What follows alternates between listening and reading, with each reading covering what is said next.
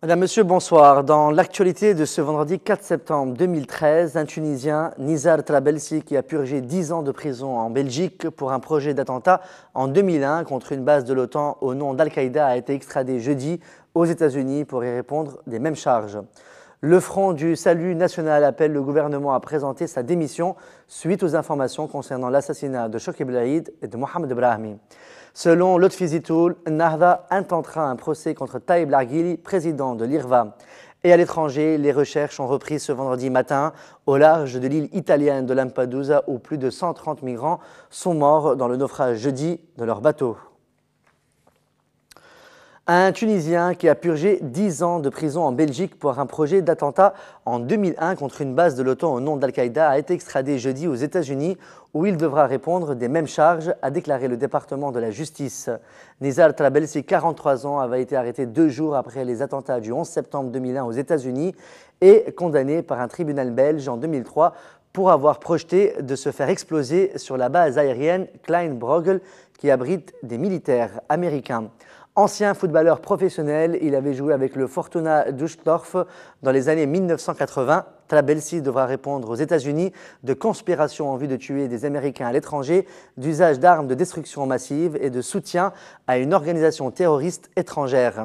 Il a plaidé non coupable lors d'une audience jeudi. Selon l'acte d'accusation, Nizar Trabelsi a rencontré Oussama Ben Laden début 2001 à Kandahar, en Afghanistan, et lui a offert d'attaquer des cibles américaines.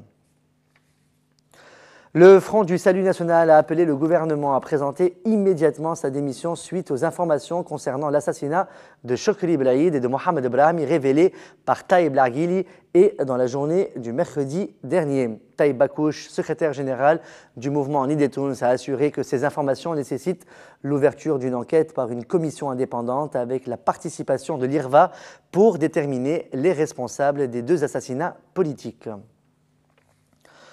Le leader à Ennahda, Lotfi Zitoun, a déclaré sur les ondes de Jawhara FM qu'Ennahda intentera un procès contre Taïb Larguili, président de l'IRVA, suite à ses déclarations où il a accusé le parti de connivence dans les meurtres de Belaïd et Brahmi. Zitoun a qualifié les déclarations de Larguili de comportements irresponsables qui visent simplement à faire avorter le processus consensuel qui se profilait et bloquait le dialogue national qui était sur le point de démarrer. Zied Lakhver a déclaré hier jeudi que plus de 3000 Tunisiens se trouvent actuellement en Libye où ils sont pris en charge par le groupe de Abdel Hakim Belhaj et attendent des ordres pour revenir en Tunisie. Il a aussi défié le ministère de l'Intérieur de démentir ces informations. Le secrétaire général du parti El Ouattad a assuré que les informations qu'il avance sont réelles et que le ministère de l'Intérieur en est au courant, sauf qu'il ne veut pas les dévoiler. De son côté, Hamal Hamemi a déclaré vendredi sur Jawhara FM que la réponse d'Ennahda aux accusations de Taïb Larguili concernant son implication dans les meurtres de Chokri Belaïd et Mohamed Brahmi n'est qu'une tentative de cacher la vérité et de fuir ses responsabilités. Il a ajouté qu'il était primordial d'ordonner l'ouverture d'une enquête sérieuse concernant les documents qui ont été divulgués en rapport avec des accusations du département de l'Intérieur de négligence ayant conduit à l'exécution des 2 martyrs. Hamal Hamemi s'est ensuite adressé à Lotfi Ben Jeddou, ministre de l'Intérieur, lui demandant de faire la lumière sur les 2 meurtres, ajoutant que ce faisant, le ministre peut être assuré du soutien et de la solidarité de toutes les parties et qu'au cas où il choisirait de taire ces vérités, il serait tenu pour responsable de complicité dans ces actes. Au cours d'une intervention sur Shems FM ce vendredi, le député Semir Ben Armor du Parti du Congrès pour la République a estimé que l'ex-premier ministre du gouvernement de transition en 2011, Béjir Qaïd Essebsi, a échoué dans sa mission. Selon Semir Ben Armor, qui s'appuie sur plusieurs indicateurs comme le taux de chômage et le taux de croissance, le bilan de Qaïd Essebsi et de son gouvernement est calamiteux. Le député du CPR reproche en outre à l'ex-premier ministre de ne pas avoir une conception consensuelle ou participative de la prise de décision et assure que Béjir Qaïd Essebsi ne peut en aucun cas se targuer aujourd'hui d'avoir une solution pour la Tunisie.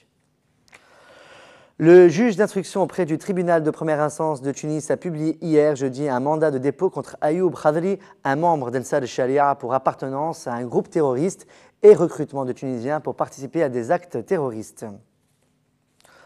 Dans l'actualité internationale, tous les employés de l'ambassade de Russie à Tripoli, qui a été mercredi la cible d'une attaque, ont quitté la Libye pour la Tunisie et devaient rentrer à Moscou ce vendredi, a annoncé jeudi le ministère russe des Affaires étrangères. Tous les employés de l'ambassade russe et leurs familles ont traversé la frontière tunisienne le 3 octobre. Ils rentreront à Moscou par un vol spécial du ministère russe des situations d'urgence le 4 octobre, c'est-à-dire aujourd'hui, a indiqué le ministère dans un communiqué. Angela Merkel a engagé ce vendredi avec les sociaux-démocrates du SPD des discussions exploratoires sur les conditions d'un gouvernement de coalition en Allemagne qui s'annonce longue et ardue. L'Europe nous regarde, le monde nous regarde, nous avons la responsabilité commune de bâtir un gouvernement stable, a déclaré la chancelière à Stuttgart.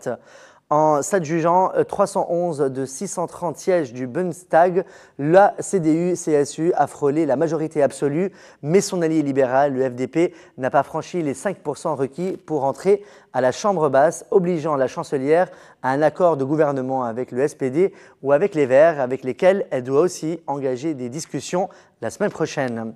Le SPD dispose de 192 députés, les Verts de 63 sièges et Die Linke, le parti de gauche, de 64 élus.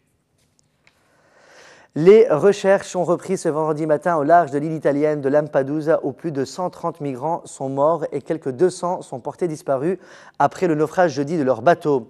Selon les autorités, le navire parti de Libye transportait 450 à 500 migrants et seulement 150 environ ont été sauvés, ce qui laisse craindre un bilan d'environ 300 morts pour la pire tragédie de l'immigration de ces dernières années.